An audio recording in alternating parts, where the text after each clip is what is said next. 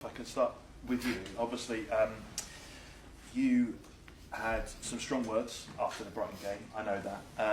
What response have you seen from your players after what you said? First of all, I want to talk about that.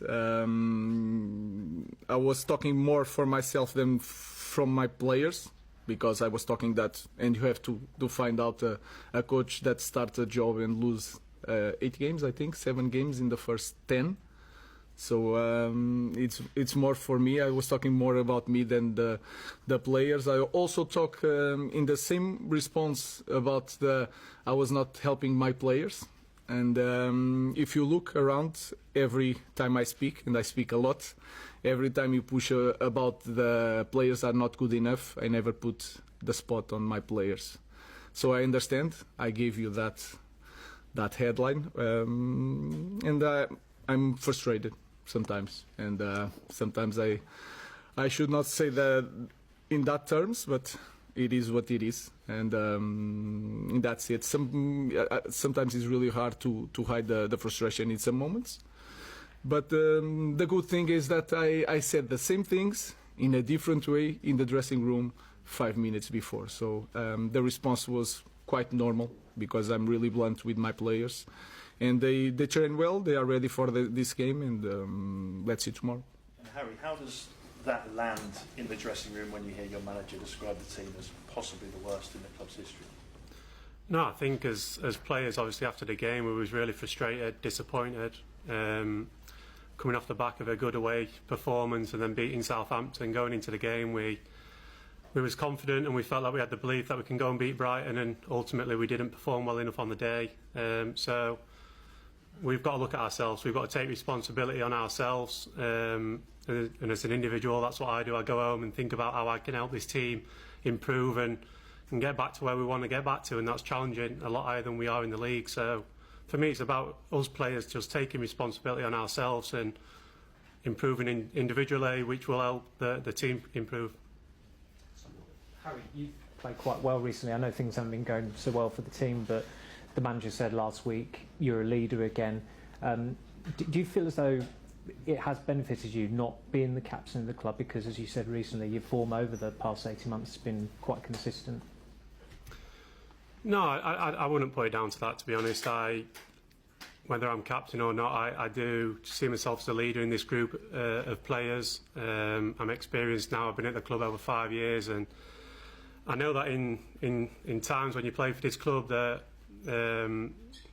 there's so many ups and downs, and every game that you lose there's a lot of scrutiny on the players, and players get targeted, and I think that's part and parcel of playing for this club. You've got to accept and take the responsibility on, and I think, look, I look at previous players, and I spoke about this before, the likes of players like Wayne Rooney and David Beckham. They had large amount of scrutiny on them, and they was world-class players. So if it can happen to them, it can happen to anybody, and it's part and parcel of playing for this club. And listen, playing for this club's a huge privilege and a huge honour, and I wouldn't change it for anything. And just regarding that scrutiny, I mean, Joshua Zirkzee had some dreadful stick a few weeks ago, and he's played well since. Did you ever speak to him, because you've been through similar experiences at times?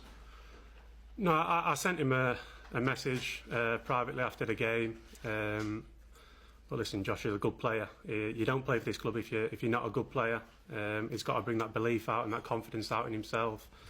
And I always say in football, there's always another game, and there's always a next opportunity. And with Josh obviously coming on against Arsenal, he really changed the game for us. And then to score that winning penalty, probably give him a lot of confidence and belief that he belongs at this club. So the fans have been brilliant with him. We have amazing fans, and they stick with us through thick and thin, and when times are tough, they really get behind you and support you. And I felt that, and Josh, I'm sure, will have been feeling that over the recent weeks.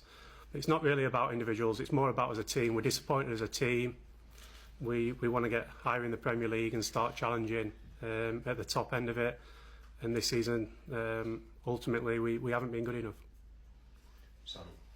Harry, can you explain, you say all the players are good players, and clearly they are, the top-end Premier League players in theory, but you're not, as a team at the moment, a top-end Premier League team or playing anything like it. Can you explain why that happens?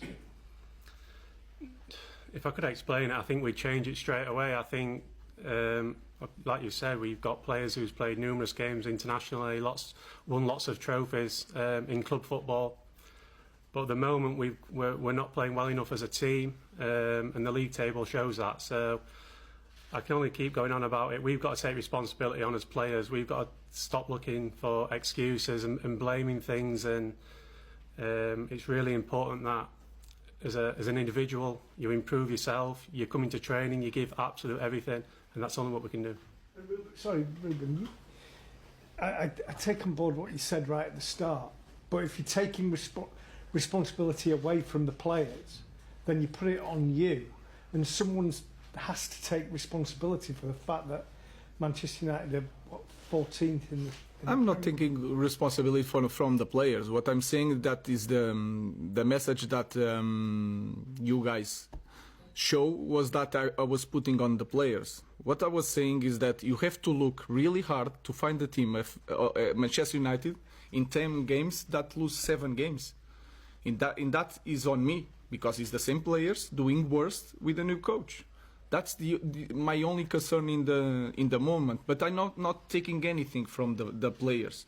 What I'm saying is that we have to improve in the details, and I explained that. The way we play, we are too nervous with the ball, too nervous, really anxious. And then if you have a little bit experience in this game, when you fall in this type of context, it's really hard to go up, especially when you are a massive club. So that was my only point. It was the best point to do it after that loss in the way I do it. Maybe not, but it is what it is. And I'm like that all the time. So I'm not taking responsibility from the players.